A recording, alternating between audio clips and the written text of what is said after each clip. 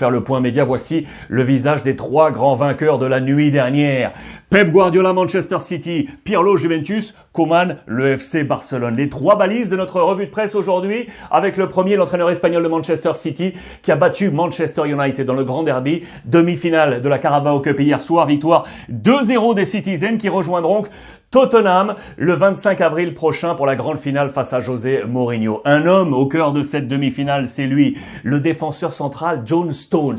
Souvenez-vous de lui, arrivé d'Everton en 2016 pour 55 millions d'euros, l'un des symboles de la volonté de Pep Guardiola d'aller acheter à chaque fois des gros défenseurs centraux. Il a 26 ans, c'est son premier but. Premier but avec Manchester City, que ce but est important pour lui. Il est logiquement à la une de toute la presse, regardez, en Angleterre. Ici, une nouvelle fois avec le Daily Star. Regardez, Stones Call Killer, avec ce jeu de mots là aussi. Je voulais vous montrer ces unes parce qu'il y a une autre information importante ici. Regardez, l'autre coupe, la FA Cup. Avec lui, Wayne Rooney, 35 ans, l'ancien de Manchester, qui, vous le savez, a pris en main le club de Derby County depuis que Philippe Cocu n'en est plus l'entraîneur. Deuxième division, 22e, difficulté pour Derby County, double difficulté, le centre d'entraînement a été fermé il y a quelques jours, raison Covid. Et on ne sait pas si le club va pouvoir jouer son tour de FA Cup ce week-end. On est en pleine discussion entre la Ligue et le club. Que va-t-il se passer? Lui-même, Wayne Rooney, s'investit pour que ce match soit reporté. C'est les annonces qui sont en train de tomber justement alors que nous enregistrons cette revue de presse actuellement. Affaire à suivre. En parlant d'Angleterre, je vous en ai parlé hier, Mesut Özil pouvait rejoindre la MLS et DC United. On nous parlait déjà d'un échange. Mais regardez aujourd'hui dans les colonnes du quotidien allemand Bild.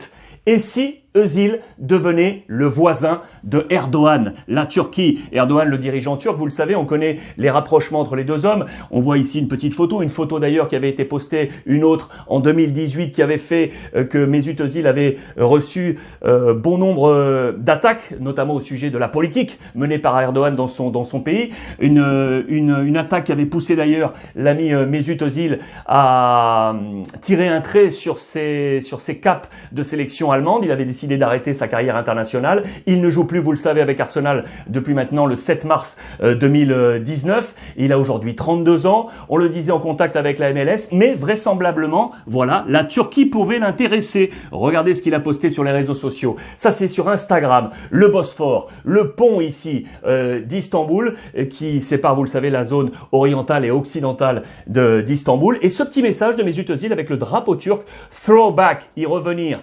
Istanbul, qui salue cette ville. On connaît ses origines turques. Vraisemblablement, un rapprochement avec le club de Fenerbahçe. On parle de 5 millions d'euros pour les 3 prochaines saisons. Grosse affaire à suivre pour l'ancien international allemand. En parlant d'Allemagne, il y a la une de Kicker. Je salue mon petit copain Issam qui m'a envoyé ça aujourd'hui. La liste des entraîneurs en difficulté. Et ils sont 5. Regardez, avec ici le premier à Brême, c'est Kofeld. Ici à Bielefeld, Neuhaus. Du côté de Hoffenheim, avec la famille Hennes. À Cologne, avec Gisdol. Ou encore Labadia au Hertha Berlin. Ça chauffe pour ces 5 coachs. Affaire à suivre également. On parlait de l'ami Pep Guardiola comme le premier grand vainqueur de la soirée. Le deuxième, c'est donc Pirlo. La Juve, la grande finale de Pirlo face à l'AC Milan. Victoire 3-1 de la Juve qui remonte au classement. Le champion en titre avec un homme là aussi au cœur, c'est Chiesa, l'ancien de la Fiorentina, qui marque un doublé synonyme quasiment de Scudetto. Regardez en page intérieure la double page sur ce match avec logiquement Chiesa, l'ancien de la Fiorentina qui est là. La Juve qui marque un tournant, qui remonte donc au classement. Milan qui marque le pas sans Zlatan Ibrahimovic. Je vous le rappelle, heureusement pour Milan. Heureusement pour Milan, quelques heures plus tôt, l'Inter a été battu par la Sampdoria. On va y revenir. En attendant, regardez les notes en page intérieure.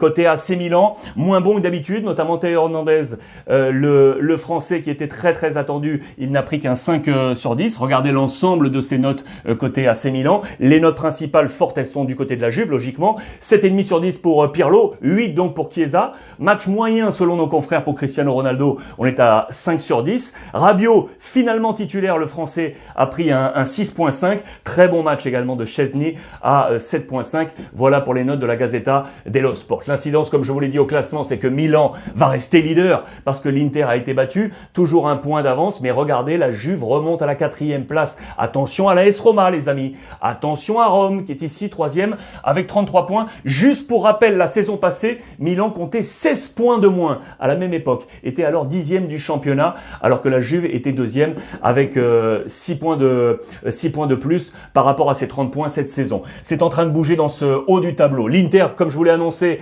s'est donc trompé sur la pelouse de la Sampdoria, défaite 2-1. L'épreuve du 9 a failli. Je vous l'ai dit hier, Conte avait décidé de laisser sur le banc Lukaku, qui n'était pas à 100% pour être associé à Lautaro Martinez. Il avait choisi Alexis Sanchez. Ça n'a pas du tout marché dans ce match. Il a failli. Alexis Sanchez a pris un 4,5 sur 10. Je voulais vous montrer ça en page intérieure parce que Conte, du coup, est visé. Regardez cette image avec Lukaku qui est rentré en jeu, mais cela n'aura pas suffi. Le SOS Inter, attention, et donc, regardez, là aussi qui est pointé du doigt, c'est l'ami Alexis Sanchez. Quel désastre, quel désastre. C'est le mot qui est choisi par nos confrères de la Gazeta. On va aller filer en Espagne. On parle mercato avec notamment le FC Porto. On en parlait déjà hier dans les différents canards. Grêmio, la porte est ouverte pour ce joueur.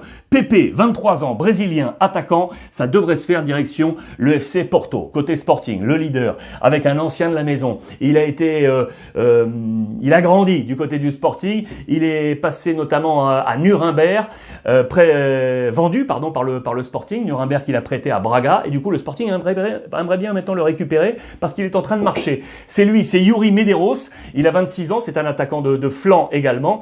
Et on nous dit que Federico Varandas, le président du Sporting, aurait 3 jours pour conclure cette affaire et voir Yuri revenir sous les couleurs du Sporting. On a parlé de Guardiola, on a parlé de Pirlo. Le troisième grand vainqueur, c'est Ronald Koeman. Victoire hier soir sur la pelouse de l'Athletic Bilbao du nouveau Marcelino. Victoire 3-2. Regardez avec ce même titre, Sport Mundo Deportivo, les Rois Mages. Si je fais tomber mon stylo, ça sera moins bon. Les Rois Mages, ce sont eux, Pedri et l'ami Lionel Messi. Ils ont été excellents dans ce match. Les deux hommes. Regardez d'ailleurs Messi qui a inscrit un doublé. Il revient à hauteur des Aspas, les meilleurs buteurs avec Luis Suarez, les meilleurs buteurs du championnat. Ça y est, l'ami Lionel Messi est là-haut avec les Benzema et compagnie. Il va y avoir une bataille pour le titre de Pichichi. Magnifique également. En note intérieure, en page intérieure, les notes justement. 9 sur 10, note quasiment maximale pour Messi et pour Pedri. Très bonne note pour Dembélé qui a été très bon avec un 7. Antoine Griezmann a pris un 6.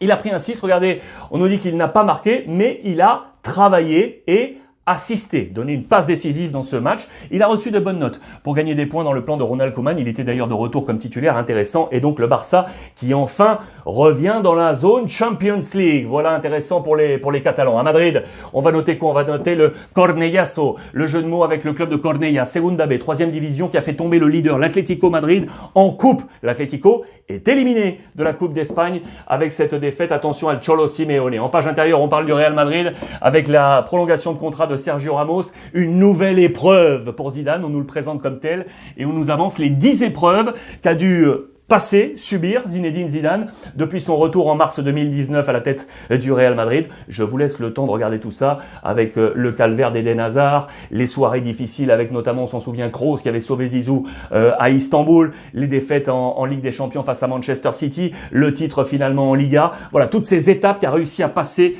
une nouvelle fois Zinedine Zidane à la tête du Real Madrid. En page intérieure toujours avec Karim Benzema, c'est le Madrid de Benzema. J'adore cette page très intéressante avec ça là que je vous ai grossi. Benzema, depuis qu'il est arrivé au Real Madrid en 2009, il est tout simplement le joueur qui a le plus joué au Real Madrid, les amis. C'est énorme. 533 matchs, plus que Sergio Ramos, 491, plus que Marcelo, 444, plus que Cristiano qui n'est plus là, 438. L'Highlander, le monstre, Karim Benzema, 533 matchs. Ça, c'est bien pour lui. Là, on termine avec l'éphéméride. Comme d'habitude, nous sommes le 7 janvier. Je vous emmène en 2013. Le 7 janvier 2013 à Zurich. Monsieur Lionel Messi pour un nouveau Ballon d'Or. Regardez, il avait terminé en tête devant Cristiano Ronaldo, Andrés Iniesta, Xavi, Falcao, Casillas, Pirlo, Drogba, Van Persie, Zlatan Ibrahimovic pour le top 10. L'ami Lionel Messi pour un nouveau Ballon d'Or. Voilà pour terminer cette éphéméride, les amis, comme d'habitude. Merci de votre fidélité et on échange via le hashtag Ruiz Club. Profitez des vôtres.